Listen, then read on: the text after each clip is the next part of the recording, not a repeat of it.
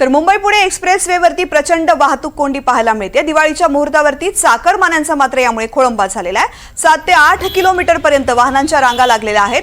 दिवाळीच्या मुहूर्तावरती सरकारी सुट्ट्या, शनिवार रविवार आणि स्थानिक सुट्ट्या आल्यामुळे चाकरमानी गावाला जात आहेत। तर काहींची गैरसोय मात्र मोठ्या प्रमाणामध्ये होते। यासोबतच काही हौशी पर्यटक हे लोणावळा खंडाळा इथे सुट्टीनिमित्त फिरायलाही येतात, त्यामुळे या ठिकाणी मोठ्या प्रमाणात वाहतूक कोंडी झाली आहे।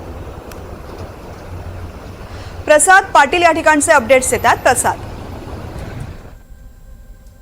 तृप्ती, मुंबई गोवा महामार्गावरती सातत्याने वाहतूक कोंडी होत असते आणि आता कालपासूनच शाळांना सुट्ट्या जाहीर झालेल्या आहेत। त्याच्यामुळे मुंबई पुण्यातून कोकणात येणारे जे पर्यटक आहेत त्यांची संख्या वाढलेली आहे। त्यामुळे मुंबई गोवा महामार्गावरती मोठ्या प्रमाणात वाहतूक कोंडी झालेली आहे।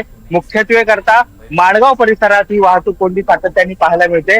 माणगाव मध्ये रखडलेले जे बायपासचं काम आहे, या बायपासच्या कामामुळे या शहरातून जो मुंबई गोवा महामार्ग जातो, या महामार्गावर सातत्याने ही वाहतूक कोंडी होत असते आणि याचा फटका जो आहे तो या रस्त्यावरून प्रवास करणारे जे प्रवासी आहेत त्यांना होत असतो। या ठिकाणी आपण पाहिलं तर मुंबई गोवा महामार्गावर आज सकाळपासूनच मोठ्या प्रमाणात वाहतूक कोंडी झालेली आहे आणि मुंबई गोवा महामार्गाचा जो माणगाव परिसर आहे, त्या माणगाव परिसरात जवळजवळ 3 ते 4 किलोमीटरच्या रांगा या वाहतुकीच्या लागलेल्या आहेत। तृप्ती, निश्चितच ज्या प्रकारे मुंबई पुणे हायवेवरती वाहतुकीचा खोळंबा झालेला, त्याचप्रमाणे मुंबई गोवा हायवेवर सुद्धा प्रचंड गर्दी पाहायला मिळते। धन्यवाद संपूर्ण माहिती करता।